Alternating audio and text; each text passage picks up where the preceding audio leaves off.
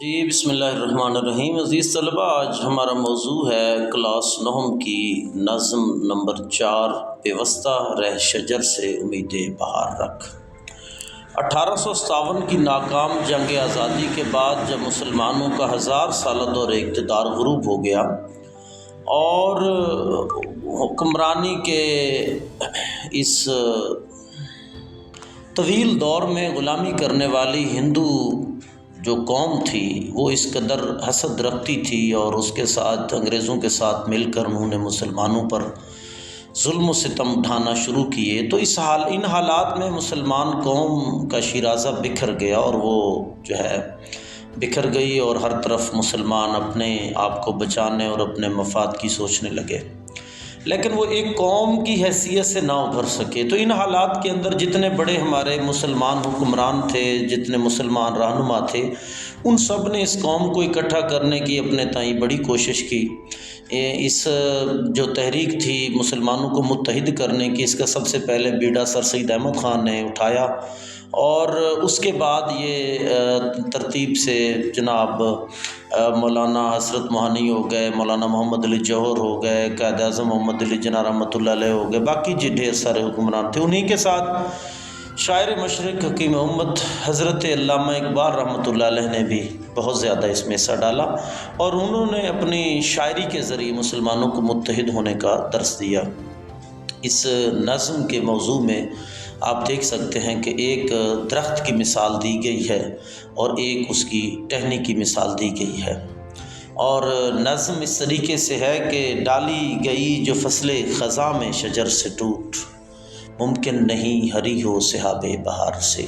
شاعر کہہ رہا ہے کہ اے مسلمان ملت جو آج بکھر چکی ہے اور آج پارہ پارہ ہو چکی ہے اور آج کسی مسلمان رہنما کی قیادت میں اکٹھی اور متحد نہیں ہو رہی، اے امت مسلمہ، اگر بہار کے موسم سے پہلے خزاں میں کوئی درخت کی شاخ اس غرض سے ٹوٹ جائے کہ اس درخت پر تو کوئی پتے نہیں، کوئی پھل پھول نہیں، کچھ بھی نہیں ہے، اور اس کے اوپر کوئی چیز موجود نہیں ہے، تو میرا درخت کے ساتھ جڑے رہنے کا کیا فائدہ؟ جب درخت خالی ہے تو میں درخت سے جدا ہو جاتی ہوں، ٹوٹ جاتی ہوں۔ اگر ایسی شاخ، ایسی ٹہنی خزاں کے موسم میں، عزیز طلبہ یاد رکھیے گا، خزاں کا لفظ جب بھی استعمال ہوگا اس کا معنی ہوگا زوال، دکھ، غم، مصیبت، پریشانی، آزمائش،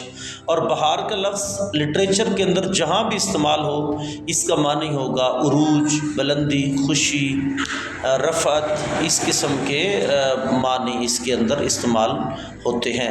تو شاعر کہہ رہا ہے کہ اے مسلم امت مسلمہ، اگر تو بھی اس درخت کی ٹہنی کی طرح اپنی قوم سے ٹوٹ جائے گا تو خزاں بریدہ ہو جائے گا۔ مطلب جو شاخ خزاں کے موسم میں درخت سے ٹوٹ جاتی ہے، ممکن نہیں ہری ہو سحاب بہار سے۔ سحاب بادل کو کہتے ہیں، ممکن نہیں ہے کہ وہ بادل جو بہار میں برستا ہے، ہر طرف ہریالی اگ جاتی ہے، نئے کونپلیں پھوٹتی ہیں، پھول کھلتے ہیں، خوشبو سے معطر کرتے ہیں، پرندے آ کے چہچہاتے ہیں، سبزہ اگتا ہے، اور ایسا سبزہ کہ ہریالی ہر طرف خوبصورت قسم کا گھاس کا بستر نظر آتا ہے۔ شاعر کہہ رہا ہے کہ وہ ٹہنی کبھی بھی دوبارہ ہری نہیں ہو سکتی۔ اور دوسرا شعر ہے کہ ہے لا زوال عہد خزاں اس کے واسطے، کچھ واسطہ نہیں اسے برگ و بار سے۔ شاعر کہہ رہا ہے کہ جو ٹہنی خزاں کے موسم میں درخت سے ٹوٹ چکی ہے، وہ ٹہنی ممکن ہی نہیں کہ کبھی ہری ہو جائے، ممکن ہی نہیں کہ کبھی اس پر عروج آ جائے، ممکن ہی نہیں کہ کبھی اس پر برگ و بار لگے۔ برگ کا معنی بیٹا ہوتا ہے پتے، بار کا معنی ہوتا ہے پھل۔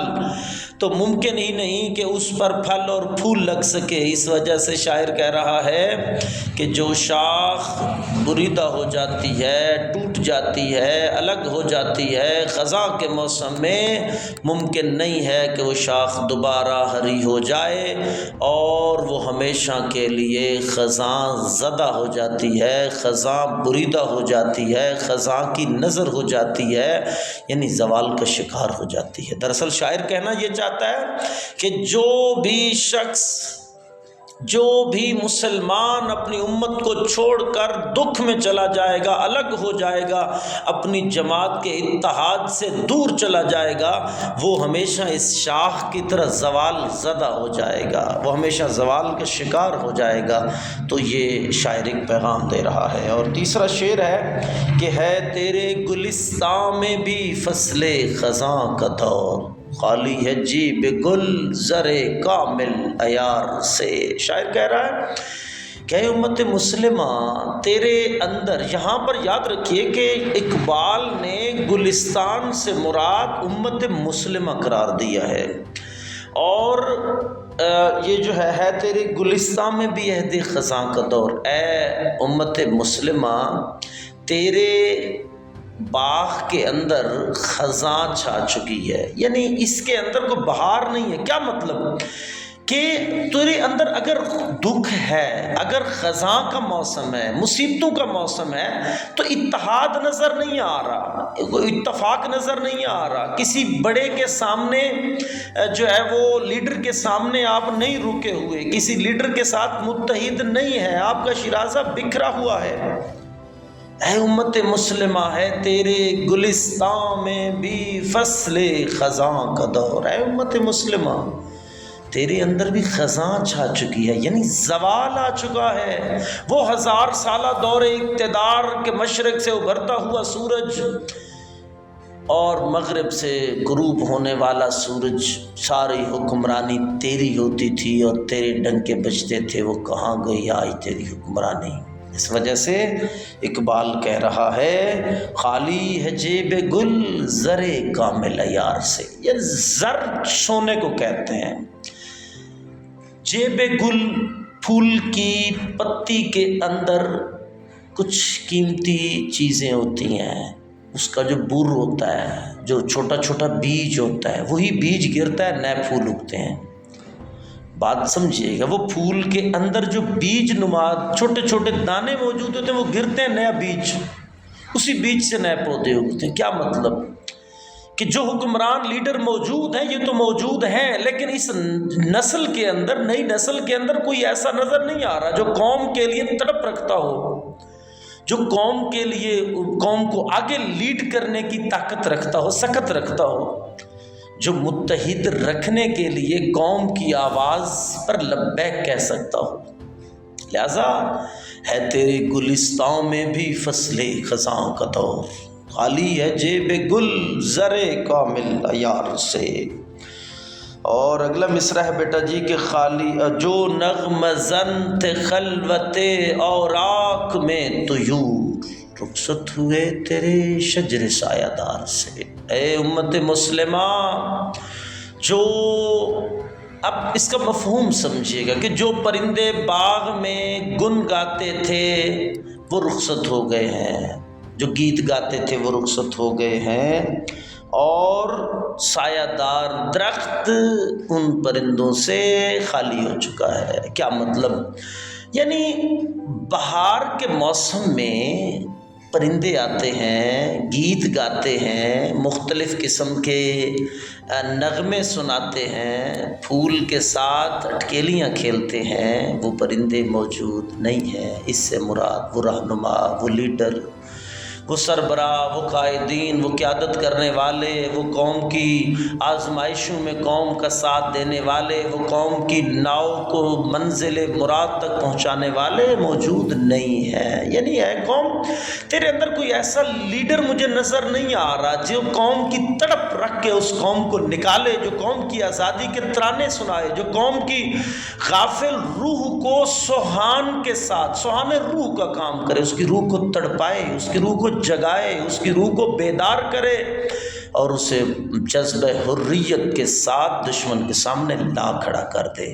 اے امت مسلمہ، تیرے اندر مجھے کوئی ایسا نظر نہیں آتا۔ وہ لوگ جو تیری آزادی کے ترانے گاتے تھے وہ دنیا سے چلے گئے، وہ منو مٹی تلے سو گئے۔ اب تو اپنی ذمہ داری کو سنبھال اور تو اس چیز کو سامنے لے کے آ۔ اس کے بعد ہے بیٹا سیکنڈ لاسٹ شعر ہے کہ شاخ بری داغ سے سبق اندوز ہو کہ تو نا آشنا ہے قاعدہ روزگار سے۔